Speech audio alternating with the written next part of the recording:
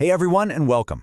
Today, we're going to break down management, that invisible force, that engine that takes a simple idea and turns it into a global empire, or just takes pure ambition and makes it a real-world achievement. Let's dive right in. So, have you ever really thought about that? What is the secret sauce? Well, it's management. That's the framework that lets us coordinate the efforts of a whole bunch of people, all pointing toward one big, ambitious goal. You see, without it, all you have is chaos. Let's break down how it all works. Here's a great classic definition from Harold Kuntz that just nails it. Now, listen to the key words here. Through and with people. That tells you everything, doesn't it? At its heart, management isn't really about spreadsheets or processes. It's about people, empowering them and coordinating their efforts. Okay, think of it this way. To build anything great, say a house, you need a blueprint first, right? Well, in management, that blueprint is called planning. It's the absolute foundation where you figure out where you're going and how you're going to get there before you even take a single step. That's really all it is. Planning is what bridges that gap between your reality right now and that future you want to create. It's the difference between just letting things happen to you and actively making them happen. So how do you actually create this blueprint? Well, it follows a really clear, logical path. First, you define exactly what you want to achieve. Then, you make some smart guesses about the future. Forecasts, assumptions. From there, you brainstorm a few different ways to get there, weigh the pros and cons, pick the best one, and then you go for it. You put the plan into action. All right, so you've got your blueprint in hand. Now it's time to actually build the structure. This is the organizing function. It's all about getting your resources, your people, your tools, your money, all lined up in the most effective way to make your plan happen. And you know, to really get a handle on organizing, it helps to see how these ideas have changed over time. It started way back with guys like Frederick Taylor, who basically saw management as a pure science of efficiency. Then you had Henri Fayol, who created these universal principles. And later, people like Elton Mayo and Douglas McGregor came along and brought psychology into it, realizing, hey, people are more than just cogs in a machine. And you might be thinking, okay, these ideas are over 100 years old. But what's amazing is how timeless some of Fayol's principles still are. I mean, division of work? That's just specialization, the bedrock of any modern company.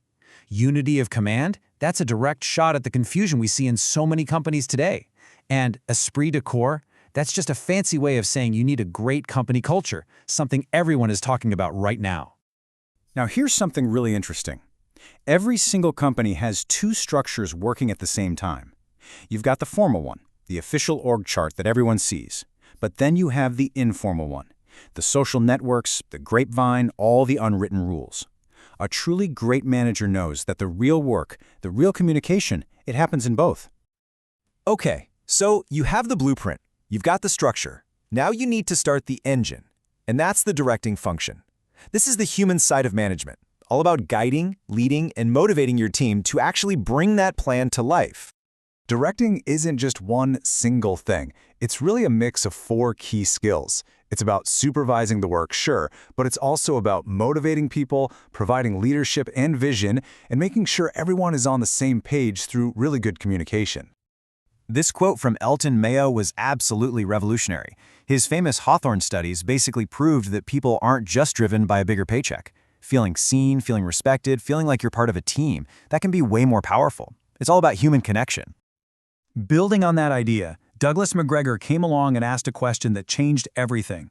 He basically said that a manager's deep-down beliefs about their employees will shape everything they do as a leader. Your assumptions literally create your reality.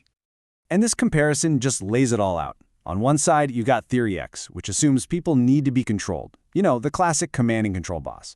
On the other side, you have Theory Y, which assumes people are naturally motivated and want to do good work. So let me ask you, which manager would you rather work for? Your answer tells you exactly where modern leadership is headed. So, the engine is running, everyone's fired up, but how do you know if you're actually on course? You need a dashboard. And this brings us to the final function of management, controlling. Now, I know the word controlling sounds a bit harsh, right? But it's not about micromanaging people. Think of it more like a feedback loop. It's about measuring what's actually happening versus what you plan to happen so you can make smart little adjustments along the way. And just like planning, it's a really logical, straightforward process. First, you set your standard, your benchmark. Then, you measure what's really going on. You compare the two, and hey, If there's a gap, you figure out why and take action to get back on track. It's that simple. It's how you make sure you actually hit your goals. So, when we put all of this together, what does the modern manager actually look like? Well, you can see a really clear evolution, a shift away from being a taskmaster to being something much more dynamic. And this is the crucial shift right here, moving from being a boss to being a leader. The old way was all about command and control. The new, modern way is all about coaching and empowerment. It's a move from directing tasks to developing people. And through all this change, these 4 core functions, planning, organizing, directing, and controlling, they are still the timeless operating system of good management.